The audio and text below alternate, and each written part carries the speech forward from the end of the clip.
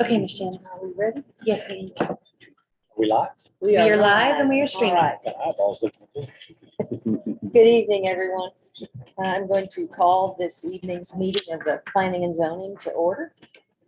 Just let everyone know that we are streaming live on YouTube.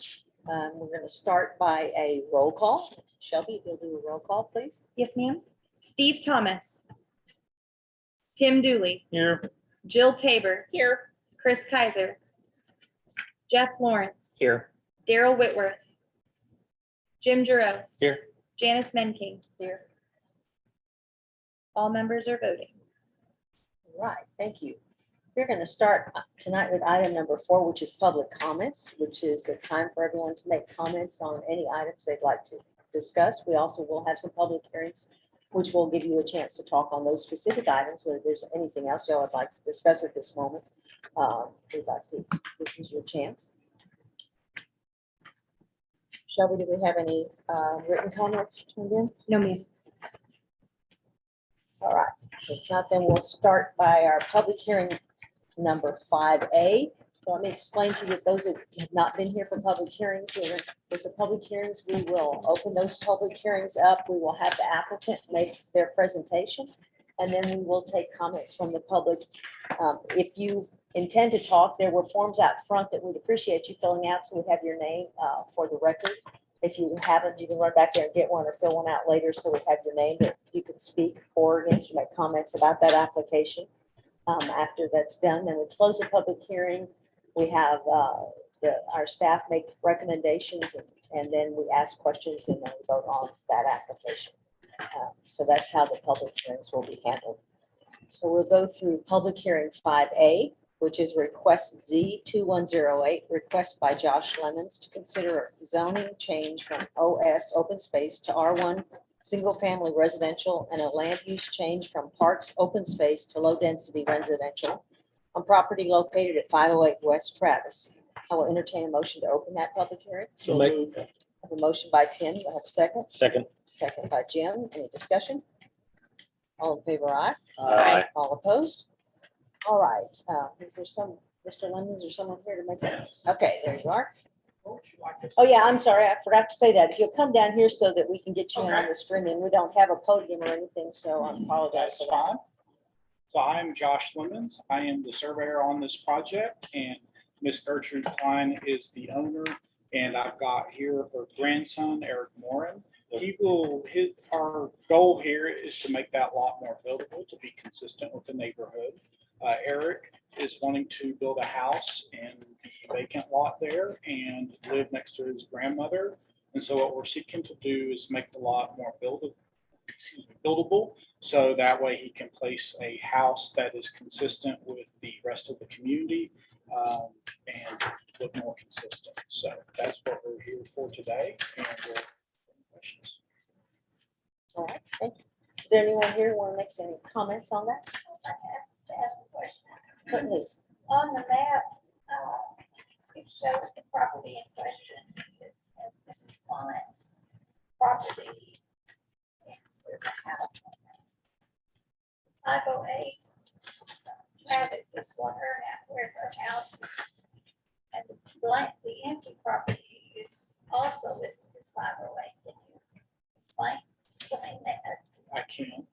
We just completed a replat and configuring it into 2 lots. And so that is now, the empty portion is now 403 Sunset Street. Okay, that I understand. And also, one more question. I live across the street there, and we have a drainage problem and had to have flood insurance. Are you aware of the drainage problem on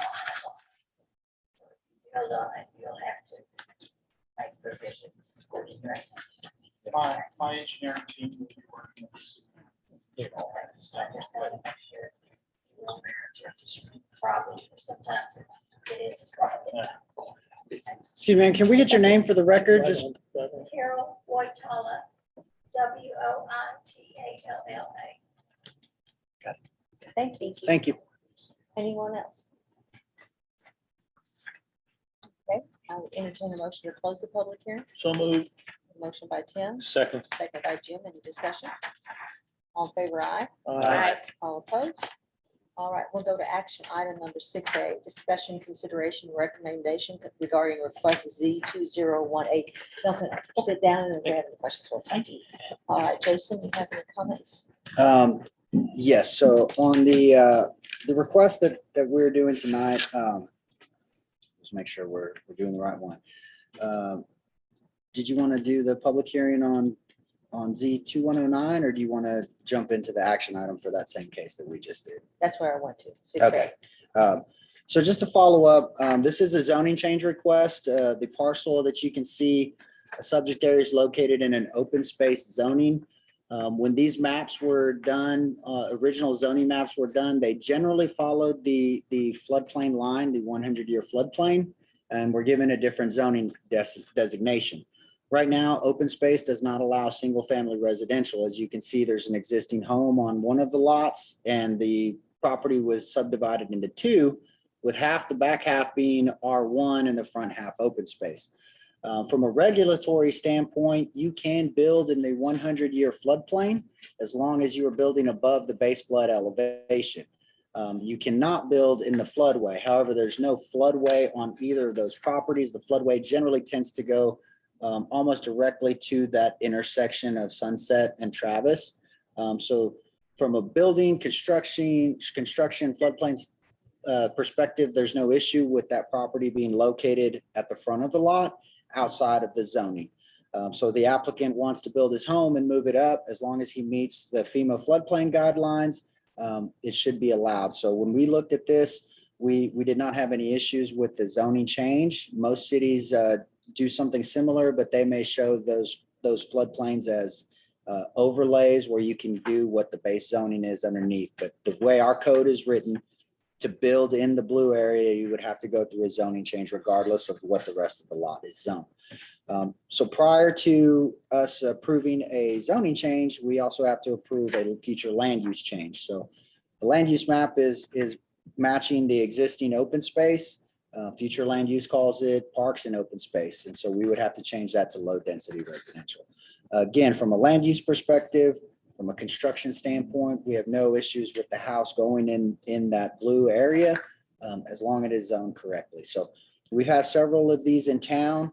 The existing home that you see on West Travis, say it were to act of God, burn, flood, go away.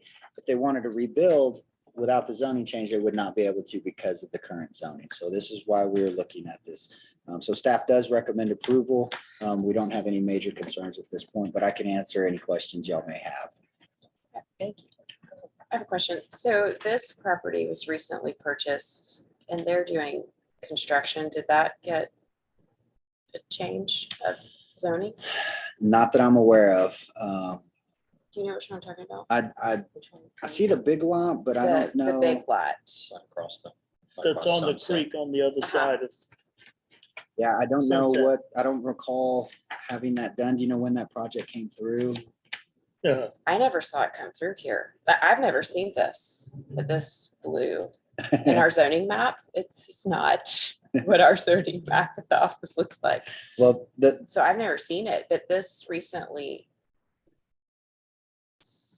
well, not that recently, but it's sold and they're doing construction. I'd have to look I if didn't see it come through here. it's residential, First one I've generally. ever seen. Yeah, Yeah. me too. Generally, residential construction doesn't come through P and Z. It's not a commercial site plan. It may be one of those things where they pulled a building permit and they're just looking at, I'm not sure what, I'll have to do some research. I know this question had come up prior and my predecessor kind of took the stance that if the zoning is, you can tell what the zoning is underneath, that permit was issued.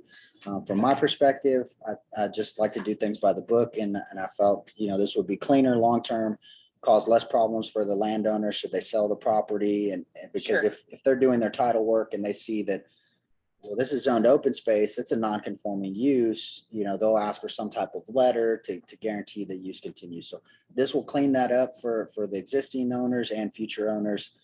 I can do some research and get an answer for you, but I'm not familiar with that project next door. So.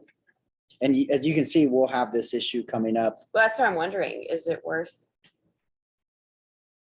I know that's not what's before us now, but it's almost like you're kind of spot zoning. I mean, I'm for the change to R1, but is it? It's not a spot zoning because we're bringing in the adjacent zoning of R1. So we're just Oh, extending I see that. what you're saying. But I just mean, all these these are already have houses. Is it worth looking at? I think as part of our comp plan, that's something we've identified, that we would change that open space to some type of overlay that would, with some language on floodplain development or something like that. To do a zoning change, we would have to notify every landowner inside that area and within 200 feet. So it could be a couple thousand folks and so I think that's a big project for staff to take on at this time. So we're going to kind of approach this on a one-off basis. Again, if there's an area where someone has this, but they want to build, if I catch that, then I will recommend them trying to stay out of it or change it or something moving forward. Just out of curiosity, is there a creek running through here? Is that what this is? It's the legend kind of covers. The Oh, legend I just figured covers out the what that is. part. I know what it is now. Yeah. It just hit me. Okay. Yeah. I don't. All right, anybody else have questions? Ready for a motion? A motion? But I'm a little bit confused on which one we're. We are on both. 6A. Well, Is it Z 2108? Yes. Make a motion we accept Just that letter. as stated. it's both. A motion by Jim. Do I have a second? A second motion. All right. Second by Jill. Do you have any other discussion? All in favor, aye. Aye. All opposed? All right, motion carries. This goes to city council. No? Yes, Yes. city council, the 21st, I believe. Thank y'all very much. All right, the next item on the agenda is item number 5B. Request Z2109, request by Tina Mertz to consider a conditional use permit per section 3.510 to construct a first floor bed and breakfast unit in the historic shopping overlay district on property located at 112 East Austin Street. Entertain a motion to open the public hearing. So moved. Motion by Tim, second by Second. Second by Jeff. Any discussion? Hopefully keep it. All in favor, aye. Aye. I All will. opposed? All right, John. Just Tina Mertz is part of the limited liability company that owns the property at 112 East Austin, which is kind of category here. The title company and the law office is 114. And that's similar ownership. But the intent is that 112, there's two properties on the front that are currently leased out. One of them's a spa and the other is a real estate office. Gordon and Maggie Sauer would like to maybe have a home here in town. When we went to DRC, we looked at the matrix and it had living units in a central business district requiring conditional use permit. And that's the way the application went in. I don't argue with the argument on, the presentation that it's a B&B, but it may be rented for a year. So essentially, there's a living unit that wants to be a new construction on the back of the property. Y'all see it in the drawing. You have another. Yeah, right there, just towards the back of the property. And I did get a FEMA floodplain map, and that house needs to be moved forward a little bit. Because the earlier map I had was 1996, and now I have a newer preliminary FEMA. But essentially, it'll be a living unit, a two-bedroom house, somewhere around 2,400 square feet. we're gonna go to Historic Review Board because it's a landmark property and we're in the district. The building on the front is rated high, the second real estate office is rated medium. So the intent is to have a living unit, and recently elected one story. Is like everybody, like myself, we're getting old, we don't need to climb up 2 and 3 stores. I think if we did a living unit on the second floor, we wouldn't be here, right? But it's a one story, so the applicant basically is to have a living unit there. It may be a B&B, but it may be rented for 2 or 3 years. It has yet to be designed, but the guidelines will have to comply with the Historic Review Board. So we're just asking for approval to have a living unit or a B&B or whatever we want to call it. But somebody's gonna have a residence in the downtown area. Thank you, John. Anyone here want to make any comments about this application? Brandon here is sort of running the project in the office, but yeah, I wasn't aware until Monday that it was as a B&B. I assume that all B&Bs now that are one stories in the central business district or have conditional use permits. Yes. All of All Yeah. new The construction. one that's over here next to Chase Bank, I assume then has a conditional use permit. So all new construction. These are 2 new buildings Let's go on. with no parking.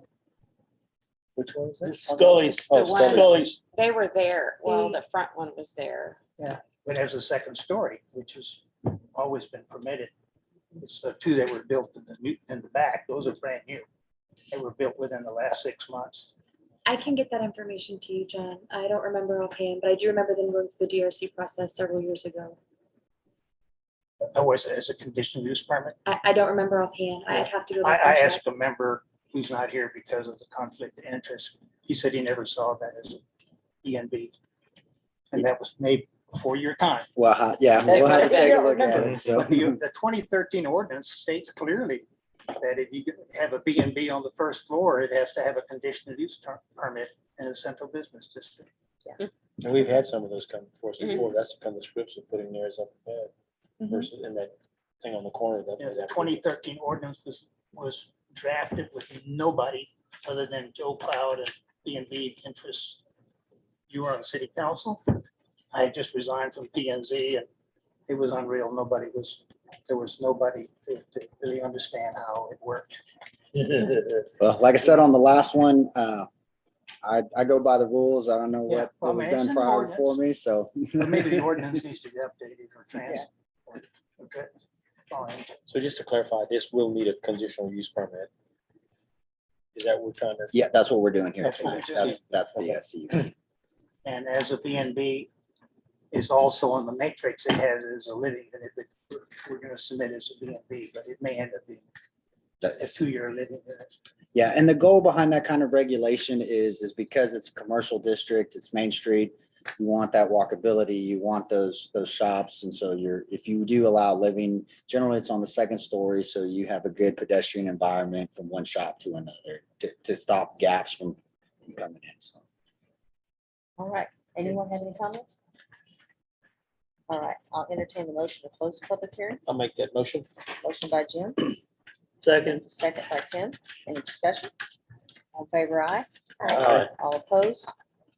All right, let's go to action item number 6B, discussion, consideration, and recommendation regarding request Z2109. You have any more comments on this? Yeah, I just wanted to touch base on a couple of things. We did have the site plan up. That's where it's going in there. This is something you'll see very similar to the last case. If you notice, there's some open space on there. And it looks like that structure may be in it. The reason we're not changing the zoning on this one is because the code does give me some general interpretation on where that zoning boundary falls. So on the site plan, and the applicant made a note that the 100-year floodplain, the new ones are changing. So he's going to bring that building back to stay out of that. But when the zoning was originally attributed, that was done several years ago. So the zoning code says when there's a boundary line, whether it's a creek or some other fence or something like that, and there's a kind of not sure where that line is, we can make the interpretation. At this point, since the open space was designed to match the floodplain line, I'm going to go with whatever FEMA floodplain line is. So if it shifts a little bit, then that's what we're going to call the line. So that's one of the reasons you're not seeing a land use change on this one. And as far as the project goes, again, the goal of CUPs and residences needing CUPs on first floor in commercial districts is to maintain that commercial pedestrian environment. When we looked at this tract, there's existing structures on the front. If you go to the rear of the property, that's not viable as a commercial enterprise. So we, again, proximity to Main Street, if this is going to be a B&B or single family residential, these are ideal places for those. They're walking distance to Main Street. You can work on Main Street, not have to have vehicles. If it is a B&B, this is a kind of ideal situation. So staff was recommending approval of the CUP and the proposed site plan with, obviously there'll be some modifications on the location to pull that house out. But I'll be glad to answer any questions if you have any. Questions? We would like to find out how that one project got built. I was always under the impression that it only applied to Main Street facing. And that is interesting because it is those ones that were built are behind. Correct. And so others on Main have been done that way also. Pretty much everything on San Antonio Street that got built in more recent years. I mean, since I've been on planning zone, never came. Yeah, I mean, there are some deals, there's certain sizes on the commercial project that goes in that triggers the P&Z review. Some were staff level deal done. Yeah, so maybe that's it. I can do some research and try and get some answers for It's you. just a curiosity question more than anything else. You ready for a motion? I am. I'll make a motion. We accept the Z 2109 as presented to the CUP. All right. And a motion by Jim. Do I have a second? A second. Second by Jill. Any other discussion? All in favor, aye. Aye. All opposed? All right. Motion carries. City Council 21st. All right. Thank you. All right. Next item we have is action item number 6C. Consider site plan 2106 by John Purd with Root Architecture for site plan approval of a multifamily project located at 619 West Live Oak Street. Are you here? Yes. There you are. Okay, great. Present, we appreciate it.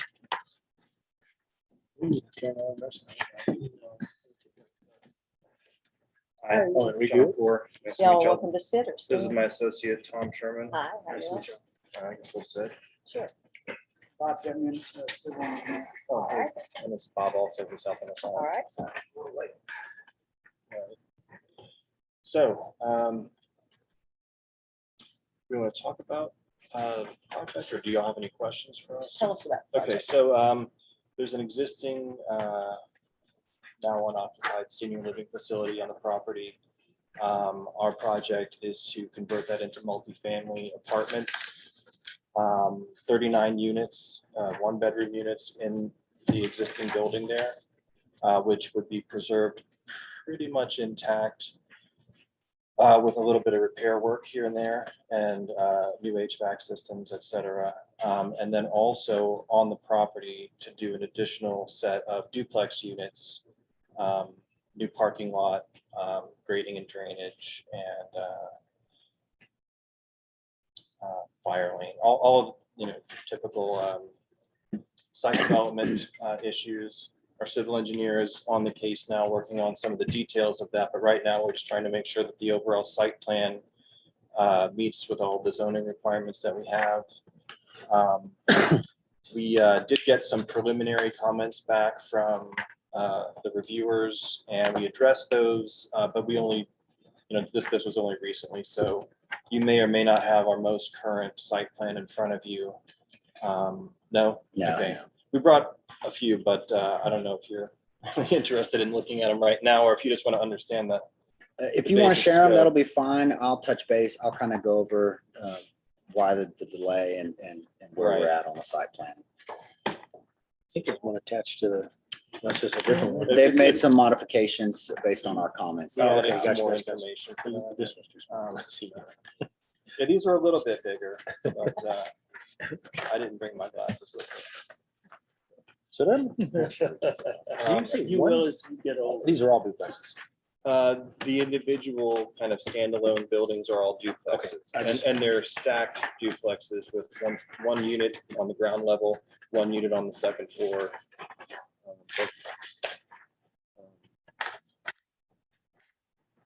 And so right now, we're showing 24 total units, 12 individual duplexes. Although I would like to talk to you about maybe possibly seeing if we can fit 4 more on here. Whatever the code allows. Yeah. It's just, with the recent changes, we had to adjust the parking a little bit, and we're gonna have to try to figure out how we can squeeze a few more spaces in here. I think the ratio for a 1-bedroom apartment is 1.5 parking spaces. I'm not sure if there's any wiggle room on that, if there's an ability to request a variance to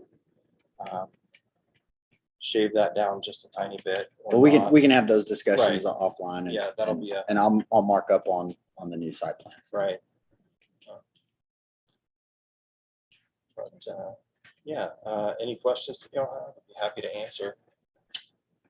Jason, you have any comments? Yeah, so just, like I said, they are doing multifamily building. This is the old former nursing home on West Live Oak. The existing structure is going to stay in place. They're going to rehabbing that with some minor modifications. And then, as you mentioned, several additional duplexes will be allowed. So those other duplexes will be 2-story with a 20-foot max. The existing home is about 11 feet, almost 12 feet. There were several comments that we had issued that we needed to further review building coverage, impervious coverage. And then we were looking for some of the floor plans so we could do an accurate count of our parking spaces. So efficiencies under a certain square foot can go to 1, and then 1 bedrooms. And so we'll have to take a look at that. So at the time we distributed this packet, one of the comments was they will have to go through the plat process. Parkland fees will be done. That'll be a later date. But there's been some state law changes recently. It's called the shot clock bill. Basically, cities have 30 days to approve a plan. They have to act on that plan. They approve it with conditions, or deny it. If the plan, say it doesn't meet code, and we failed to act tonight, then by law, that plan would have to be approved, whether it met zoning or not. So staff's recommendation is for denial tonight. That'll give us an opportunity to review the updated site plan and bring this back at a later date. Our recommendation for denial is not based on the project or the use or any overall concerns, other than we just want to verify the information is correct, and we're approaching those 30 days. So we want to make sure that we're just following state law, and there's no kind of nothing gets lost in the cracks. So the applicant won't have to reapply. It'll be the same application. There won't be any new fees.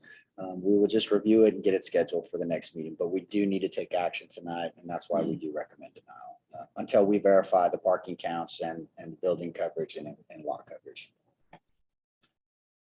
Okay. Can I ask a question? Yeah, Are we in sure. public hearing? Yes. We're in No, public no, this is a site plan. Site plan will be okay. Why loading the whole project off of West Live Oak and not some of it off of Post Oak? There's a significant grade there at the front of the site, or I guess that would be the north of the site. It's the grade is even, but as you get further down Post Oak, there's a significant retaining wall. It may be 15 feet. That the road is higher than the property. There's a pretty steep slope there. We did think about that, and ideally, if this driveway could come out the backside there, it would be a lot easier. I travel for- West Live Oak every day, and it's even when there was a nursing home, it was a little bit hectic on that. Oh, yeah. I'm just curious, yeah.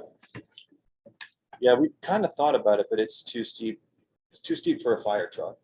Okay. And so we kind of abandoned that idea. Now, we did, the applicant is going to be removing the on-street parking that's currently there. So that will help. They did request to keep that, but from a engineering traffic standpoint, we had some concerns with that. It wouldn't count towards their off-street parking requirements anyway, so they're gonna go ahead and remove that. And that'll help us get a little bit more pavement room and we won't have those turn movements backing out on that kind of hill area. So Right, and there's like an aluminum wheelchair ramp that sticks right out into the street there too. Maybe not the safest. no, all of that into the right of way would have to be removed. Anybody else have questions? Madam Chair, you ready for a motion? Yes. We have to make motions on this. To deny it. Okay, I make a motion, we deny SP 2105, second, Motion by Jim, second just by because we don't Tim. like them. That's just joking. Motion and a second. Do we have any other discussion? All in favor, aye. Aye. All opposed? All right, motion carries. We hope you get it worked out. Be a good Thank you use for of that coming property. today. Absolutely. Godspeed to you. Better hurry because the termites are after that building. Yeah. You don't believe it. Hopefully it Rain rains too too much more. Ask your inspector. I know. I expected. Thanks, Josh. What building Thank haven't you inspected? All right, we're gonna go to action item number 6D, consider site plan 2107 by Andy Bray with Mustard Design for a site plan approval on the medical office building located at 811 South Milam Street. Hey, Miss Candace. Oh, someone else is coming, not Andy. You don't look like Andy. I know he's out on vacation. Oh, shame on you. This one is anniversary. Oh, good, okay. Before she does her presentation, I just want to make sure if you're looking at the old packet, staff had recommended denial because we were waiting on comments. I did send you all the updated staff report, so so everybody's updated. And again, the denial recommendation was not based on problems with the project. It was just, we wanted to verify some information, so. All right. Continue or start. So we are doing a medical office building for Viper. We have a medical office that's roughly 9,500 and then a surgical center is about 10,000 square feet. On our site plan, we show a retention pond and our site on parking on site. And we cited it this way so we can have our trees, like work around existing trees, and then also have our parking towards the back, so we have more of a building frontage to the road. We meet requirements on site if we have it as a medical office building and not or hospital. Right, services. so that was one of my questions was, I knew they were performing surgeries there, the way our definitions are, they have medical offices and then we have hospitals. And the surgery, the type of surgery is the difference between the two.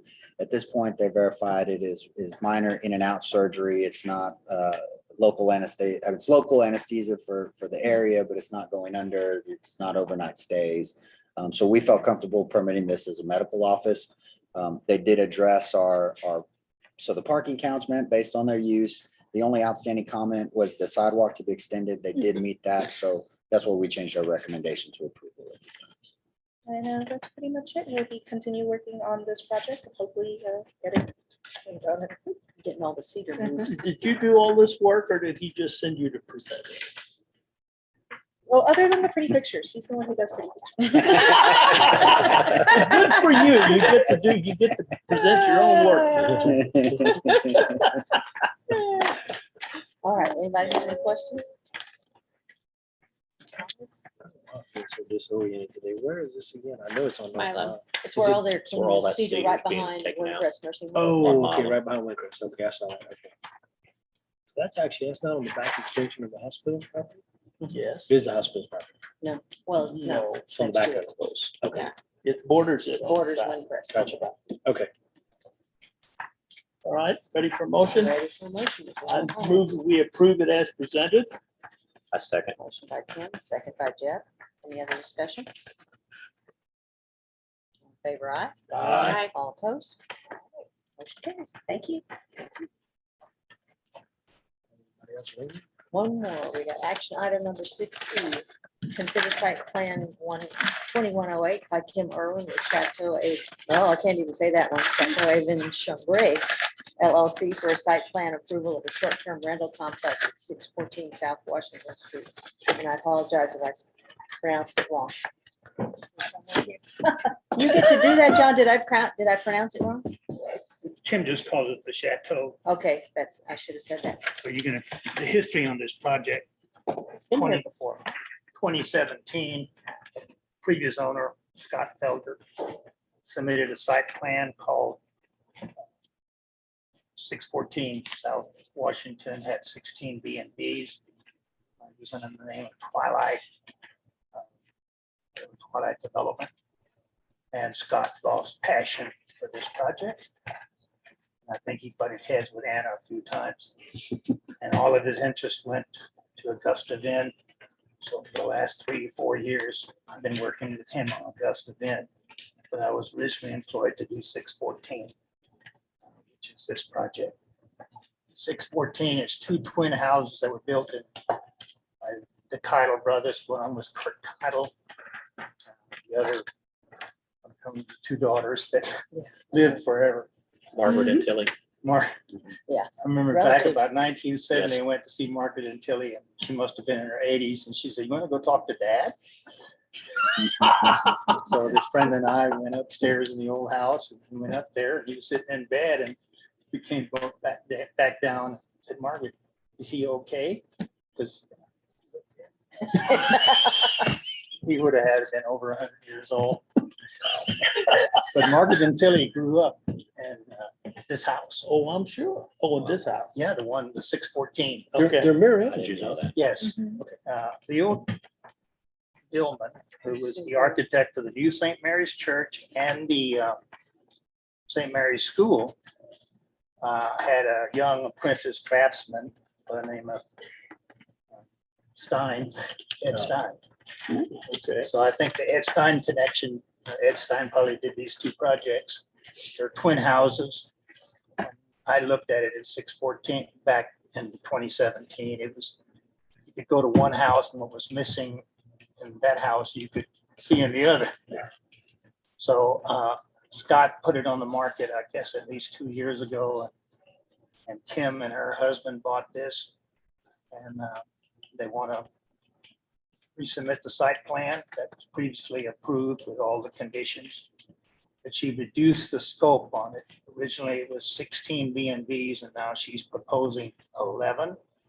6 of them are on the landmark lot. 4 of them are in the house. So the first part of the project, phase 1, would be to renovate the exterior, restore the exterior of the house, and then put 4 B and Bs inside. There will be an additional 2 B and Bs on that track on the one, on the track that's to the front. And right now she's planning to put 5 B and Bs on the back with a chapel and a lake. And that's all part of this site plan. Y'all are looking at it as a site plan. Zoning is C2 and R2. So we're just reapproving the site plan from 2017. Is that the plan? Or There's is it changed? there's some minor changes, reduction in units. And that's, some of it has to come, I think some of it came from the applicant's desire to reduce, some of it came from the new regs in 2018 where we were limit the number of units. So you will notice this tract actually is on 2 lots. There's actually 2 lots. So the front half is lot 1R and then the back half is 2R. So there's a little bit of breakup, but we looked at this. They are putting in a standpipe for fire protection for the structures at the very back. We looked at it, it meets code, so it's pretty much a resubmittal with just a decrease in the number of units. The only thing in 2017, the applicant, Scott Felder, was asking that it be platted into one track. Well, but I wasn't part of the discussion, but that would have limited the number of units. And yet we were requesting 16 units, which would have been 8 for the front, 8 for the back. So it was an inconsistency because when it was replatted, it's still 2 tracks. Right. And we're going to continue to be be 2 tracks. And the front is C2. And it'll have 6 B&Bs.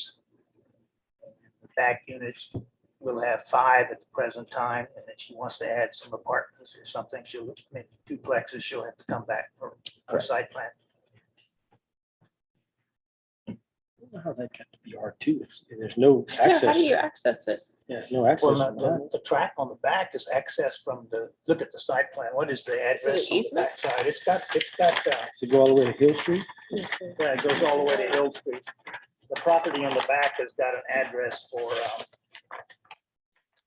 if you can see this, Jim. And that's part of the same owner? Yeah, it's same ownership, but it's 1,005.5. Oh, Hill yeah, Street. Hill Street, East Hill Street. Yeah. Yeah. And there've been no improvements done on the property. We did get a text permit approving for us to dump the water onto the property, but onto their right of way.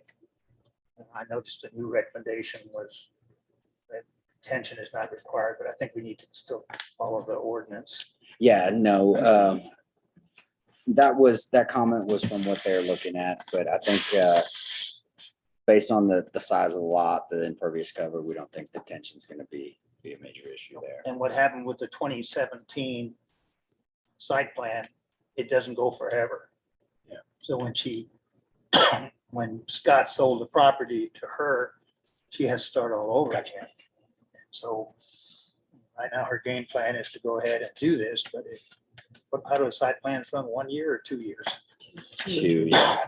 So if she doesn't get this done in 2 years, Back once she again. sell it again, we're back. Yeah. So was anything ever built on the back? No, nothing was ever done. Scott just got Nothing all was the. ever done. Okay. The inside of the house was demoed. That's what I thought. Everything was taken out of it. It's bare bones. How we doing? Any more questions? Yep. Comments?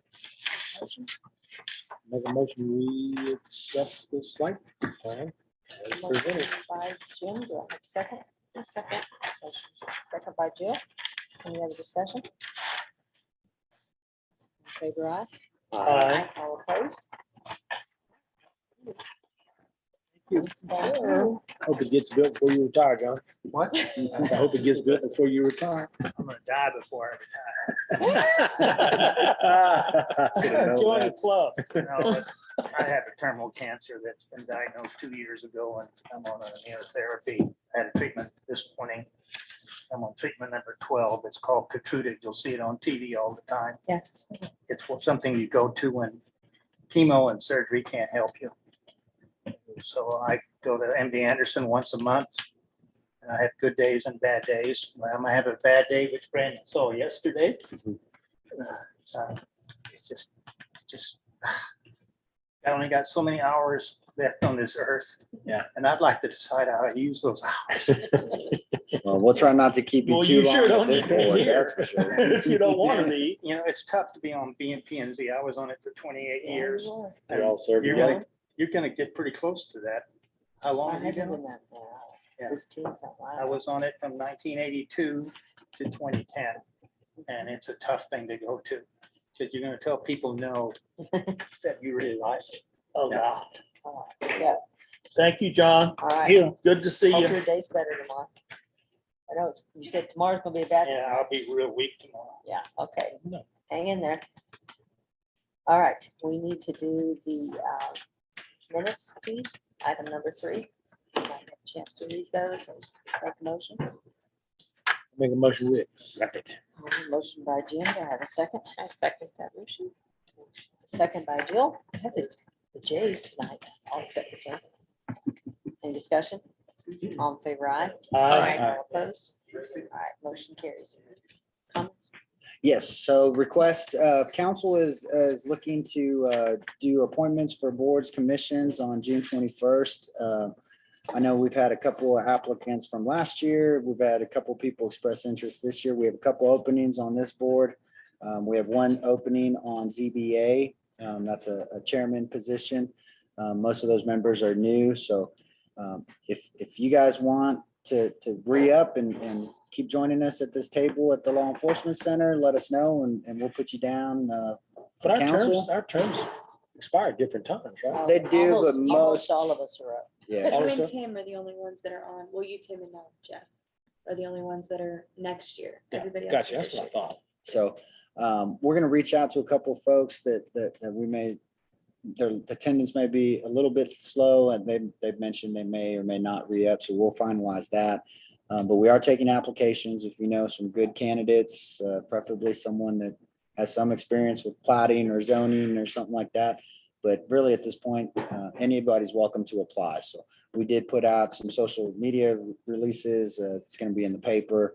And so if you need applications or anything, just send them our way. And again, shoot us an email and let us know if you're up, if you're wanting to do that. So we again. have one opening for sure. Did you say two? Ms. Segner We have several. and Depending on Mr. one, maybe two, Maybe two. one for sure. So Can't believe John Klein's been gone since 2010. It's been a while. Yeah. Wow.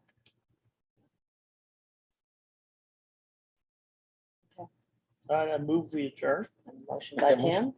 Do I have a second? I'll second. Second by Jeff. Any discussion? All in favor, aye? Aye. All opposed? All right. Thank So you. how's the short-term rental public hearings going? good. We had 5 sessions, a lot of folks. What do we end up with? 200 Oh, my gosh. some people there Right across under the 300, 5 days. 280. And those are only the ones that signed up, not necessarily what truly attended. Yeah. I kept sneaking in the back door. We had 100 owners, operators fill out the survey, close to 4, I think, on the neighbors and residences. We've got some 4 or 400? 400. Okay. We got some really good comments from both sides. The operators are meeting and owners, I think they're gonna form a little group and kind of come to the city with some proposed regs. And that was the point of this was, staff can look at what's working in or what other cities are doing, but every city is different. And so we wanted to see what operators were doing here, because we knew some folks have been operating 20 years and never had a complaint. And some had been operating 2 days and had 5 complaints. And so we wanted to see, are they doing something that they're not? What is that? And so we've got some good information, some good recommendations.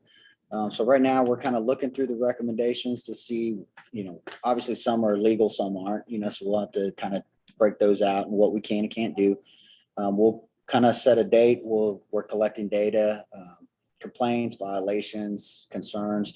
We'll take that to council at some point next 30 days to kind of get some direction on how they want to go. And we'll talk about what other cities are doing. We've been, like I said, doing that research. Once they give us